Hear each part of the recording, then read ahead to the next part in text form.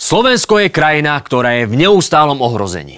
Medzi najväčšie hrozby patria ľudia s inou orientáciou, nad nimi sú Američania, no a nad Američanmi je obranná dohoda z USA, ktorá bola nebezpečnejšia ako očkovanie a rúška dokopy. Američania si tu môžu pristávať, odlietať kdekoľvek na svete. Mám veľké obavy, že obranná dohoda z USA je len prvým krokom k tomu, aby táto vláda zatiahla Slovensko do vojenského konfliktu s Ruskom. Toto je vážna vec, pretože tu sa rozhoduje o suverenite. Musíme zrušiť zmluvu.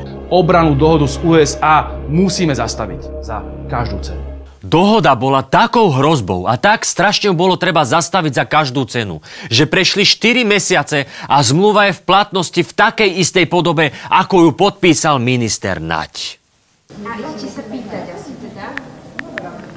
Tak, hej, rozumiem tomu správne, že sa idete pýtať. Je nám jasné, že vláda má toho veľa. Asi ešte nebol čas sa s amíkmi stretnúť. Aha, tak bol.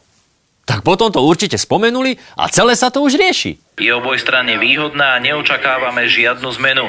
Je navrhnutá tak, aby zabezpečovala vašu ochranu. Žiadnu zmenu neočakávajú. Takže do Bratislavy sa dotrepú kongresmeni z USA, ale tému obrannej zmluvy neotvorí ani Fico, ani Blanár, ani Kali. A pritom bol priestor to urobiť. Napríklad tu, alebo tu, kde sa Kali škerí, ako to vie iba on. Účinok drog je asi ťažko prebiť. Asi áno. Ficov zápal zrušiť zmluvu z neho vyprchal ako alkohol po 15 hodinách z Danka a téma neprišla na pretras. Škoda, lebo to mohlo byť zaujímavé. Musíme zrušiť zmluvu. Špeciálne nasratí by mohli byť obyvatelia Sliača, ktorých Fico vyhecoval k referendu. Držme palce obyvateľom Sliači. Sliač do toho. Sliač do toho naozaj šiel. Referendum skutočne vypísali a dopadlo podľa očakávaní.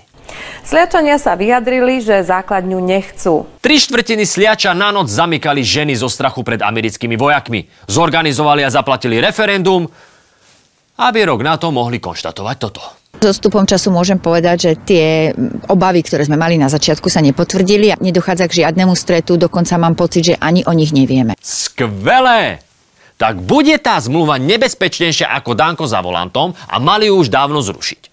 Alebo až taká nebezpečná nie je, Smer si na nej akurát urobil kampaň a voliča odrbal. Sem tam vstúpite do hovna.